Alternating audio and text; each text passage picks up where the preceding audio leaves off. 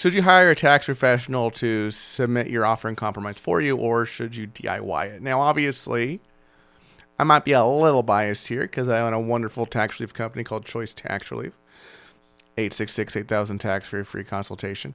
But, there's some off the cuff things that I have on this subject. Okay. The fact of the matter is, you got to understand, most people don't qualify for an offer in compromise. Let's get that out there. I've covered that in a ton of videos. Okay. But also, submitting an offer in compromise incorrectly, one that that the IRS is not going to accept. And if any tax professional who works with IRS debt knows when that offer goes out the door, whether it has a good shot at being accepted or not. The non-tax professional may not, right? Because this might be the only offer in compromise they've ever done. They don't kind of have that gut feeling and instinct that a tax professional who has submitted countless offers in compromise has. Okay. And filing it wrong can cost you time and money. Okay. Time and money. And who wants to waste time and money?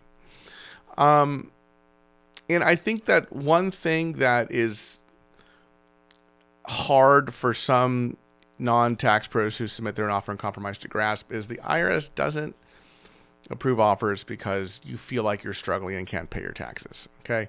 They approve offers based on math, rules, documentation, and believe it or not, whether or not this offer in compromise that is being reviewed, whether its acceptance would be in the best interest of the government or not. Okay. Can you do it yourself? Sure. Yes. The IRS forms are public. There's Form 656. There's Form 433 AOIC. There's a list of documentation you should submit with the offer, how much you should pay for the application fee, for the down payment, whether or not you qualify for low income certification. Yeah, you can file your offer in compromise, right, on your own. But here's where people get in trouble. Okay. They don't know how to present their financials on the 433 AOIC in the best possible light that will result in them having the highest possible chance of getting their offer accepted. Okay. So, this could be anything from calculating their income incorrectly, not understanding how IRS standards work, getting hot water, with the IRS because you don't disclose that you own an LLC, even though the LLC doesn't have any money in its bank account. The offer examiner is probably going to sniff that out and think, oh, why didn't you tell us about this LLC in the first place, right? So there's all these kind of little things that you learn from experience as a tax professional submitting offers in compromise to up your chance of getting them accepted that a layperson, let's call them, may not know, okay?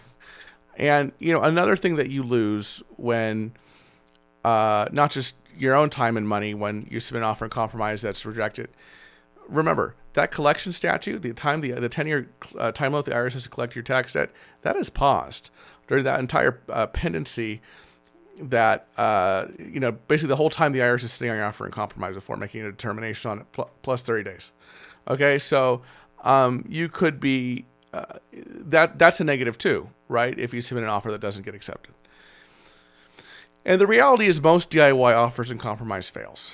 Okay, and here's kind of a little known nugget. The IRS already knows roughly what your offer should be before you submit it. Okay, and if your numbers don't line up with their formulas and their way of looking at things, at least close enough to that, the offer is probably going to go nowhere unless you know how to fight the uphill battle of dealing with that initial recommendation for rejection.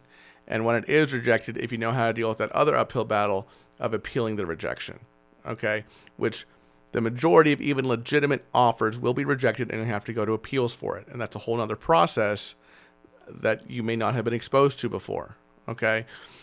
We regularly have people come to us after a rejection only to find out, A, their offer was not realistic enough in the first place, or B, they probably had a shot at the offer in compromise. They just didn't know what they were doing, okay? So, I would say unless your situation is just extremely straightforward, like, you have really no assets to speak of, okay, other than, maybe a car with like 300,000 miles on it, And if you take your income, your net take-home income, it's consistent from month to month. Let's say you're on fixed income or something.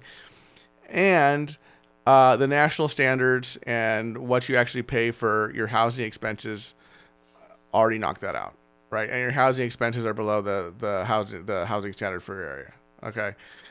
If it's a situation like this, I would say if you are good at reading instructions and filling out forms according to those instructions and assembling documentation, and that's just half of it. You also got to be excellent at keeping your eye out for that IRS mail and responding to it promptly with the deadlines therein.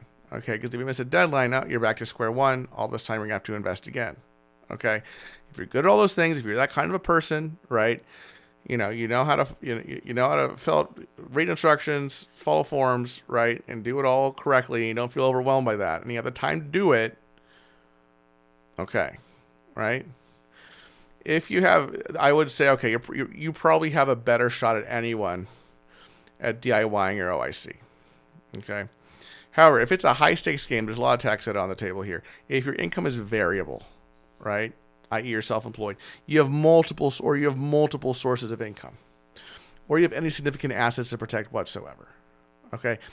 And if you've already tried before and gotten rejected, I would say now that's the time to start thinking about hiring a qualified tax professional to work your offer on your behalf. Okay, because the tax pro, it's not just filling out the forms.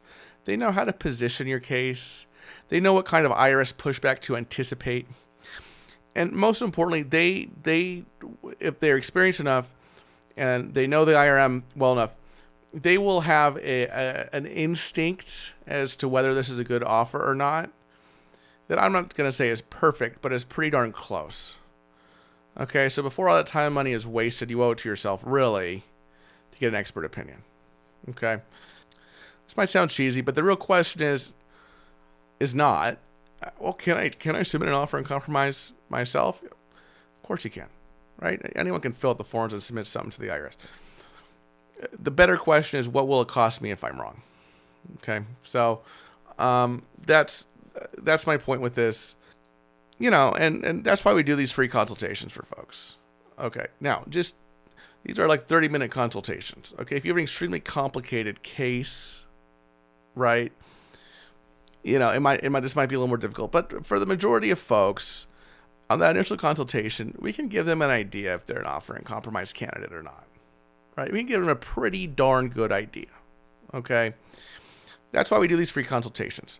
So, if you owe the IRS at least $10,000 in back tax debt, or your state, or you have multiple years of unfiled tax returns, you qualify for a free consultation with us here at Choice Tax Relief.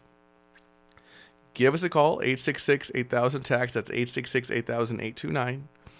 Or you can go to choicetaxrelief.com, fill out the form on the website. We will reach out to you. Thank you so much for watching, everybody. I'll see you in the next video. Bye-bye.